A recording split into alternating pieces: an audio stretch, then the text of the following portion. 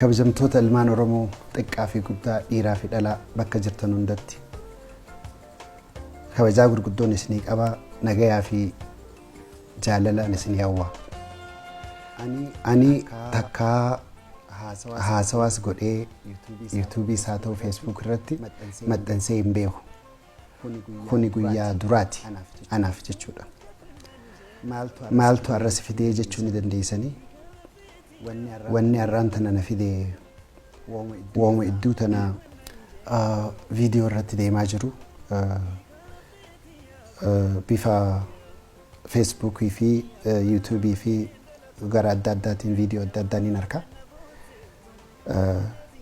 Waa'ee obboleessa kiyya Dinquu Dayaasii fi ana jechuudha. Har'aan tana wanni hin gabbayee fi warri duraan sababii adda addaatiin qabamtanii na arrabsu already murteeffatan. Yaada kana yoo dhageessanis jijjiirra fida jedhee yaadu. Namni nammoo ergaa tanatti dabarfadhu nama dhugaa jirtu hubachuu barbaadu. Kana waan ta'ee jechaa fi kanaaf hin gabbayee jechuudha. Dura waan achirra jajjaamu tokko irratti dubbachuu barbaada. Jecha bitamaa jiru tokko ka'a. Bakkiin ani irraa dhaladhe namoonni ani wajjin ture warra ana dura qabsoo godhurraa hin dhaladhe. Qabsoo tanarratti warri nu duraatis warri yeroo teenyaatis ilmaan adaadaa fi adeeraa haboo obboleessa baay'inaan namni ani ittiin dhabin hin jiru. Qabsoon tun anaaf hedduu jabduudha gaffagoo jechuudha. Osumaan anillee dhiqeef keessaa hin baasa jee anuuf keessaa baasuu hin danda'u. Bilisummaa uummata Oromoo jechuudha. Tun akkasitti naa hubatamtu.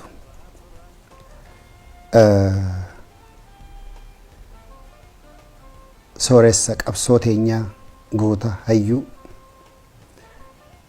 jaarraa abbaa gadaafaatu nu barsiise akkatti namni haqa fi falmatu. Unfortunately maaliif Oromoon garagara baati jechuu fi isarratti illee tumsaa baanee eega inni du'e gaafaan qabrii isaarra dhaabbadhu namni hedduun na laalaa anaa iyyee booyu. Goota akkasaa dhiisii namni dhalate tokko nama du'aa kana boochise du'a isaatii miti. Nama akkasa rabbi nuu kenneeti haaqa isaatii hadoodu ka ummata isaatii falmatu waan inni deemuun hubachuu dadhabnee nuti itti bobbaanaa turre osoo deebi'ee irra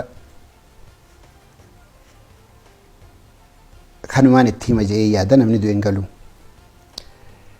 Hiree harkadhee gaaf tokko Eritreetti waragallee dhiifama jedheen. Gayaa miti immoo uummanni Oromoo hundi gaabbii akkasii keessa akka jiru niin beeka. Uummata akkasiirraa dhalannee uummata akkasii keessa guddannee qabsoon nuuf haarayaa miti jechuudha wanni ibsuu barbaade. Wanni laayyoon qabsoo teenya irraa duubatti kan hin deebifnedha. Kan hin jechuu barbaadu. Kana bira kutee waa'ee kiyyaa fi waa'ee Dinquu Dayaasaa gaafaan biyya tana dhufu ijaanillee warra harkuu baannu telefoonaan hedduu warra na bilbilee biyyatti deebi'uu qabda biyya galuu qabda jiru keessaa Dinquun nama duraati. Dinquu Iliyaasii wal nu barsiisee Iliyaas biyya tana dhufeeti Iliyaas ibsaadhaa asii nutti bilbilee wal nu barsiisee nama sabboonaa nama gaarii Dinquun akka ta'e natti hime jechuudha. San qabadheetiin anis isaa wajji haasawaa ture. Ammoo diiliin nuti muuziqaa irra godhanne waan xiqqoo gabbu'aa ta'eef diilii biraa kaysarra wayyaa Open College 2020 Open College Bummaddiin Abdulwahaabii wajji wal ta'eetiin biyya tana dhufee jechuudha. Gaafaan dhufummoo hayyoota keenya namoota adda addaatti gaafadheetiin umaadha itti sirbitus maamiti jechuudhaan biyya tana dhufee biyya tana dhufuullee hin feeneen tureen yaadallee hin qabuun ture. Dhufee yoo eegaan dhufee namoonni haala adda addaatti jijjiiranii OPDO ta'ee bitamaadha OPDO waa kennee fi kana jechuu hin dhagaa biyya hundattuu jechuudha. Haalli niin ani keessaa deeme jireenyaan ani qabu ilmoon dhiisee deemee fi warra kiyyaas sababii kanaan diigame jechuudha. Diigamnaan asitti hafuu kaan murteessu kana jajjabeesse dinquudha. Dinquu gaafni dura qaamaan wal agarre Sharaatonitti haadha mana isaatii wajjin dhufe na dubbisee ni deeme jechuudha. San booda gaafa shawii sadaffaadhaa ani karaa Jimmaa deemu makiinaa lama nu maddabe anis si wajjin deema jee makiinaa mootummaa keessaa na baasee makiinaa isaa keessa osoo teenyuuti waliin Jimma dhaynee gaafa Jimma irraa dubbii san findee ol garagallu humaa miti asuma teesseeti waliin naggadannaa obboleessaa jee jechuudha. Anis haalli kiyya Kanaadaa jiru waan xiqqoo babbadee jecha tole mee hanga uummanni kiyya na hubatu asuma taa'itiin wajji hojjedhaa jee anaa fi isaa fi Iliyaas ibsaa taanee bishaan qorii keessatti wanti goonee irbuu Oromoo waliin seennee bishaan san waliin dhuunee dinquunis afaan isaatiin obboleeyyan 51 qaba. Ammoo obboleeyyan Rabbiin naa kenne obboleeyyan Oromoo obboleeyyan sabboontota isin lameeni nu sadeen jiraannus waliin jiraannaa duunus waliin duuna jee achi qabsoo hojii irratti bobbaanee namni keenya diinagdeenis jijjiiramuu qaba jennee hojiitti seennee jechuudha. Hojiin duratti seennee tamaallaqa liqii guddaatti gaafannee hojii Oromiyaa Airline jettu deemtee eeguma aviation irraa laayisensii baafne boodallee wanni tokko uumamtee biyya tana keessatti xayyaarri dhuunfaadhaa nama 19 gad nama 20 gad tokko ta'uu qaba jennaan kaampaniin silaa maallaqa guddaa nu liqeessitus waan akkasiitiif maallaqa liqeessu nu jenni sanuma alatti illee akka nama hin baafne beeknee kara biraatti gorree jechuudha. Hoggaa kara biraatti gorru privatizationiin Itoophiyaa keessatti heerri jiru baanaan soodaree dhageenyee soodaree appilaayi goonee namoota hedduutu appilaayi godhee gabaabseetu maal isin irraa fixaa amat tokkoo fi baatii shaniin hoggaan as jirus hoggaan Kanaadaa jirus deddeebi'aa ture jechuudha. Waan kana bakkaan ga'uuf oofisni nuti hin seenin jiru gaaf tokko ni yaadadhaa iftaan keessa dhufu hoggaa qabdanaan jiru tikeeta $4,000 5,000 akka jarjara bitadhee gaafaan Dubaayitti itti dhaqee waliin dhufnu gaafa asitti dhufnu akkasittiin jara dararamee rakkachaa ture boodarratti uummanni keenyaas nu gargaaranii soodareen Oromoo fakkaattii ta Oromooti jedhanii nu murteessanii hedduu gammanne waliin itti seenne gaafa waliin itti seenne san DEK Oromiyaa Investment Group gadhaabne jechuudha. Hogguu gadhaabnu heeraa fi seera tumanne gaafas soodaree miliyoona 20 akka dipoozita goonee kaan kaafe kafallee firraa fedhutti mootummaa wajjin joint venture taanee mootummaa wajjin hojii kana eegallee jechuudha. Saniifis ragaan gaafa san geggeessaa fi dura ta'aan soodareetis ana ture kana fakkaataa jechuudha. Karaa kaaniin afaan Ingiliziiti, karaa kaaniin afaan Oromooti. Akka geggeessaa soodareettiin itti seenee jechuudha. San irratti seerri nuti tumannes kana fakkaataa.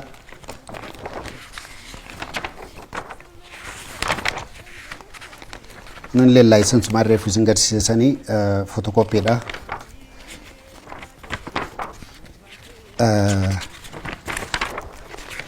Bakka sheeriitiin isin geessuu deema.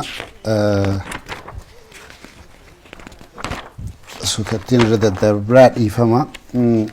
Asirratti kunoo akkuma isin gartanitti maqaa keenya sadeeni jira jechuudha. Dinquu Iliyaas Kemer. Dinquu Iliyaas Kemer malee. Sheeriin keenyaas kana ture jechuudha. Walqixa ture jechuudha asirratti. Wanni isin hubachiisuu barbaadu. Kanarraa hanganuma akka agartaniin barbaade. Sambooda deebinee waggaa xiqqoo bubbulluu soodaree luus gootii negatiif keessa galtii jechuudhaan osoo nuti hin beekne obbo Dinquun haadha teenya haadha isaa Itiyyee Daansee fi leensaa nutti dabalee amma signicharri kuni feekiidha. Wanna kun bakka nuti hin jirre ta'ee jechuudha. Nutti dabalee sheerii keenyaa fi Iliyaas parsantii tokkotti gad deebisee asitti farramamee jechuudha. Kana የውዴታ ግዴታ gaafa dhufnee waan kana gaafannu akkana keessan jirtanii kajuu ta'ee jechuudha. Yeroo san keessatti rifannullee wanni takkallee wanni nuti godhuu dandeenyu waan hin jirreef ani karaa kiyyaan fudhadhee duba amma biyya sanitti illee ichi deebi'uu hin danda'u. Maaliin godhaa jennaan waan akka tuurii faajee. Tuurii jennaanis makiinota yaada gaarii jeetumaan fudhadhee nama durattis wal dhaabnee wal balaaleeffannee kaleessa obboleessa waliin jennee alagaan nu koflu irra jeetumaan himadhus akkaan immoo naniin beeka. Koortii dhaqus akkaan immoo naniin beeka. Rabbumaa fidee dubbii tana jeetiin tuurii kana seenee jechuudha.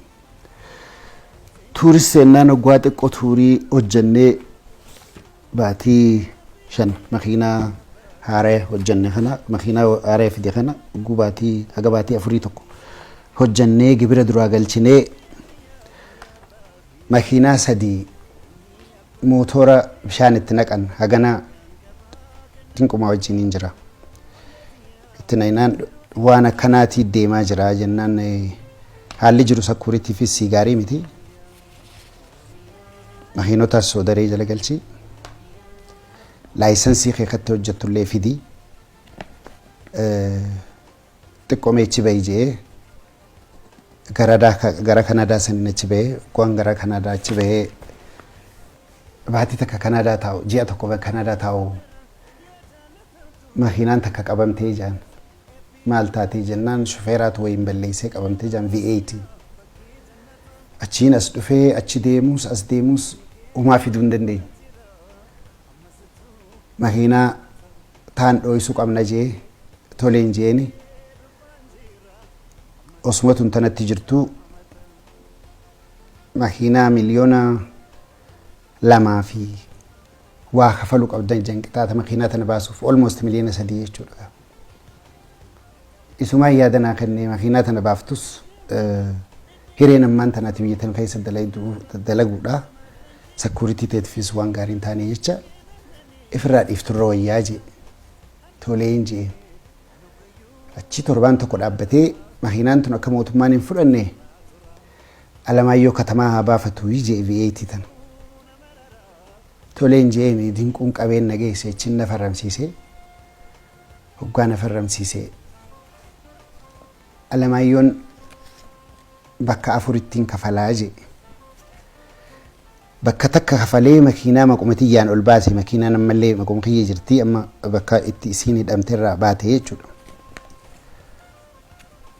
Tana idduu wal dhabbiin tiyyaa fi ta Dinquu addaan babal'achaa dhuftee addaan fagaachaa dhufne. Maaliin balleessee hoggaan jiruun natti himu waan hundattuu jechuudha. Ogguu kana warri mootummaadhaa makiinaa barbaadanii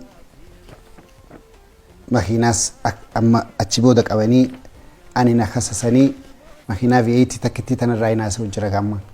kasasanii gaazexaa irra na baasanii firdi beetiin na dhiyeessan. Makiinaan tun maqaa keetiin jirti siitu farramee baasee akkana jedhanii. Firdi beetii dura dhaabbadheetiin makiinaa tana achii wanni hin jee numaan farrameef waan xiyya taatee fi hogguu maallaqa firraa fixe maqaa isaa jijjiirrata Alamaayyoo Katamaa.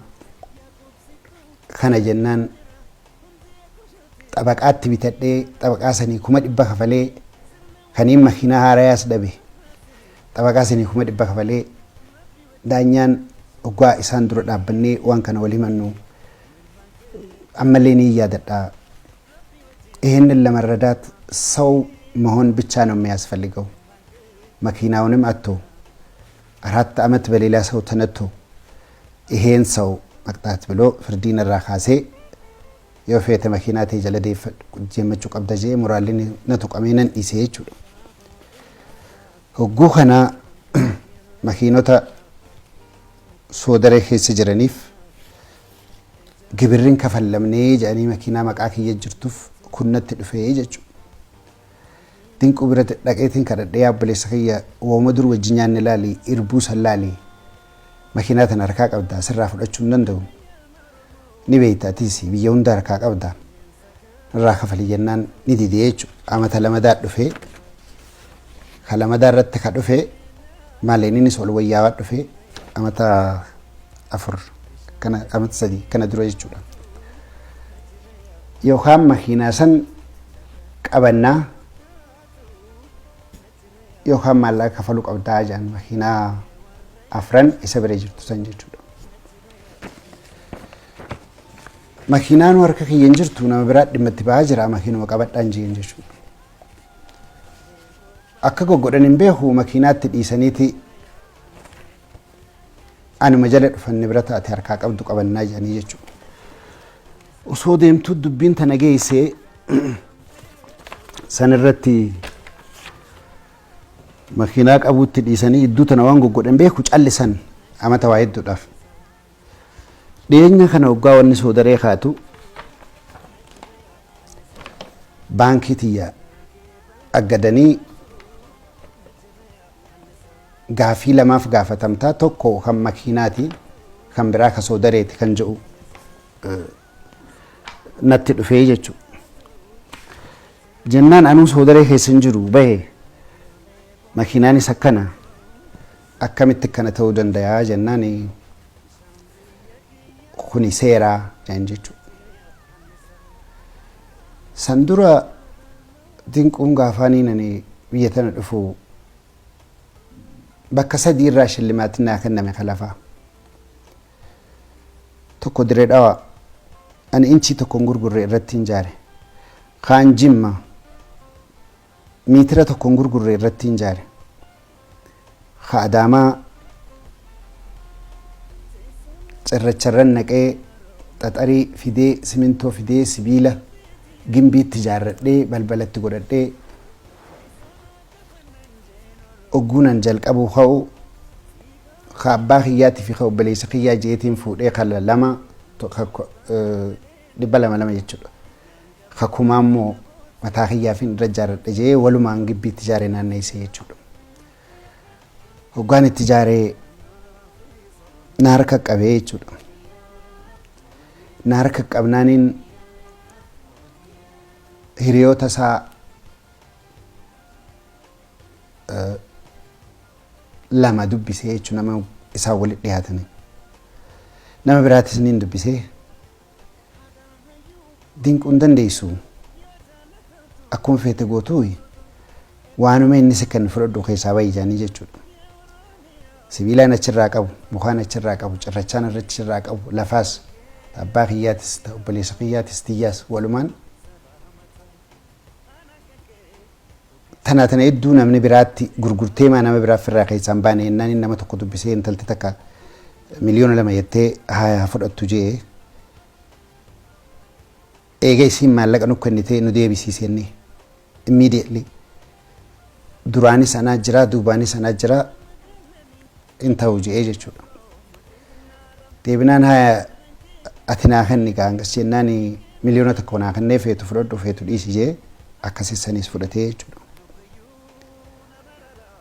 mana tokkoon akka giiftitti sii kenna jeeti mooraa wajjin kompasseet na godhuudhaaf gaammaan tana mana tokko naa kenne jechuudha gibbii guddoo ji'a tokko eegaan keessa taa'ee booda qabaleen na dhuftee manna ka qabaleeti bahi jaanii jechuudha hoggaa bahi jaanachiin iyyee gaa namootatti siyyadhee carataa seenee mana san lafa isaatiifis kafalee liisii kafalee waan irra jiruufis kafalee kiyya godhee jechuudha. Amma dachiin na garagalteetiin maalumaan godha bakka feete deemtu namni hundi harka isaa jira jalaa bahuu hin dandeessu. Firdi beetii feete dhayitu jalaa bahuu hin dandeessu kana anaami namayyuu ni beekaa jechuudha. Akkasittiin gaa obboleessi kiyya kun eega kana na godhe bakkaan itti deemuu san qabu jee kana walitti qabadhee waaniin qonna jaaladhuuf Oromiyaa baankii gamtaarraa maallaqa liqeeffadhee qonna seenee jechuudha. Qonna san akka ajaa'ibaatti hojjedheetiin meetira 3 bishaan adiidaan lafa jala oofee bishaan gaddabee waa hunda godhee hogguna wal qixxeeffadhe moojee nama gubsiiseen beeku narraa guban jechuun tunis daaraa taate. Amma gaa bakkumaan seenu gwaa wallaalee gamanaas deemee hiriyoonni kiyya na gargaaranii namoonni asirratti maqaa dha'uun feene jechuudha.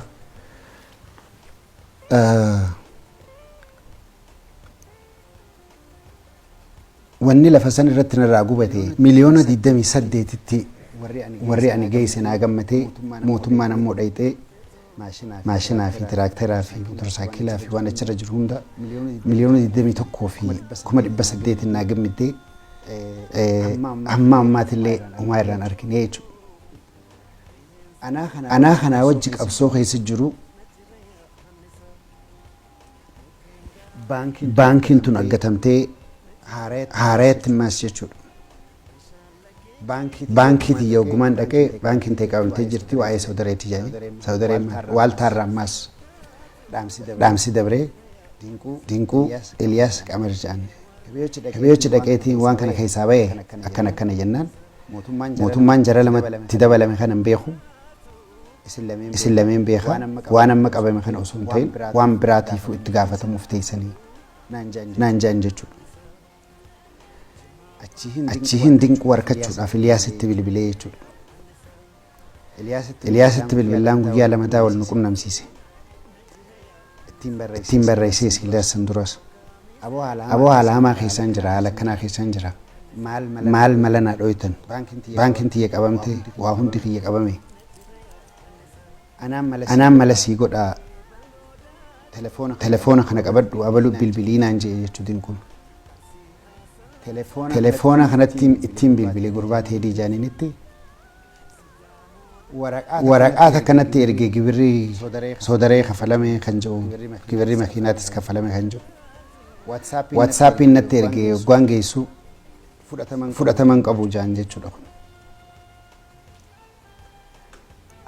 Ammaas dachiin dasdoorteetii waanumaan godhu wallaalee Eliyaasitti bilbilee jechuudha. Obboleettiin tiyya takka illee na bira jirti anaaf irraa mataan na garagalee maali jettee anaa wajji Eliyaasitti bilbiltee Eliyaas haalli mucaan kun irra jiru gaarii miti. Karayyuun qabamee jira waan tokko godhaa jennaan sa'aatii 8 naa kenni jeeni achi booda sa'aatii 8 booda nu barreessee hoggumee qaan dinqutti bilbilee telefoona na jalaan kaasu akkana jee jechuudha. Eegas boodaan waaltaa irratti deebisaaf irraa deebisuudhaaf dhiyaadhee jechuudha. Namoonni hedduun namni keenya maaliif waaltaa irra dhaqa waan jedhuufi ani kasasee osoo hin ta'in kasasameetii jechuudha. Amata dheeraa kana keessa manguddoo hedduttiin dinquu himachaa ture. Baalasilxaana hedduttiin himachaa ture. Waan harraa fuudhaaf himi wooma kana keessaa naa baasu qulqullaa'eetuma ijoolleetii yaa guddifadhu woomaan danda'u hojjedhee jechuudhaaf beeke. Warri miidiyaa Oromoo jettanii jiracha keessa Joohar mataa isaatti guyyaa lama faa bilbileetiin aboo Joohar akkana keessaan jira naa dubbisi jennaan dhaqeetiin dubbise jee achumaan na jala badeenniiniisi dabree miidiyaa hiree naa kennuu dhiisi na dubbisuu hin dandeenye jechuudha. Tootaalii akkana miidiyaa OMN irra dhiyaadhee ergaatii uummata kiyya dabarfadhu akkam feene Jooharis nagarsiisee jechuudha. Ammoo tokko guddisanii tokko cabsuudhaaf kan natti fakkaatu. Wanni ilaahan qaarraa Oromoon qabsoo gooteef haqaafi. Kaamma ammatti itti jirtullee haqaafi. Haqa sayyaa Oromoo nutis akka warreen dhoorkanne. Dubbii hedduu jira. Ogguma takkatti gabbaasanii waan hin taaneef tataate hundan dubbatanii wanniin ani isinii itti tuqe kun amma irra xiqqoo isiiti. Waan nama suukanneessaatiitu kana keessa jira. Kanaa jecha dubbii tana ija gatii qabduun rabbi sodaachaa laaluun gaarii natti fakkaata. Irraan tana miidiyaa fi maallaqa qabaachuudhaan haqa namaa rajjetanii haqa namaa dho'isuun illeen waan natti hin fakkaatu. Ammoo irra deebi'eetiin irbuu Oromootiin isinitti hima. Yoo waan anjii tana keessa kijibni tokko jiraate osoo narratti hin bobbaane nama nan tahin hin quwachiisaa laala waan narra ga'e kana na laala. Horii hiyya waaniin ala dalageeftan asit dalage hunda fudheetiin dinqii bira gannaqee jechuudha karaa adda addaatiin. Kanaas nuti naannoo keenyatti namni tokko hoggaa waan Oromoodhaa dubbatee sabboonummaa keessatti agarru gogummaa haa ta'u beekumsa haa ta'u lubbuu teenya kanninaaf takkaa dinquutu karaa kanaan dhufa jee yaanne waraqaan nuti kurfeeffannees hin jirtu namni walitti hin kurfeeffatu namni waliif du'u waliin du'u jechuu wal wanni jiru kanan jiru maallaqa boruu badaa alagaa duratti waliin qaanyeessinu jechuufin ilaa hangaarraa useetaa. Ar'allee wanniin ani bakkayyuu seenee dinquutti waywaachaa tureef bakka inni deemutti illee namatti illee waanuma tana keessaa na baasii haa qulqullaa'uudha. Namni horii fi kawaan fedhe dalagee kuliis dalagee dadhabee fide silaa waa namaan dhiisu akkuma tokkootu akka tokko ta'e wanniin hin irraanfanne takkaa galgala tokko ugaan fuula rabbii dhaabbadhu yaa rabbii hiyya obboleessa kiyya kanaa wajji nagayaan addaan na baasi osoon hin ji'in buleen beeku ilma namaati nama dhagayama ani waa gowwaasiimi xiqqoo Oromummaan na sobee mee namni haqaaf dhaabbatan haqa laaltan dubbii tanarra deebi'aa laalaa na arrabsuu dura. Warri lakkii haqa laallaa gurbaan kun akka isin jettan kanaami hin arrabsinu ju'us galatooma. Warri na arrabsees dogoggormaan na arrabsitanii dogoggoo galatooma. Wanni na dhibe immoo qabsoo gootonni keenya hedduun itti dhumanii nuti arraame ka qabsoo Oromoo eegalle.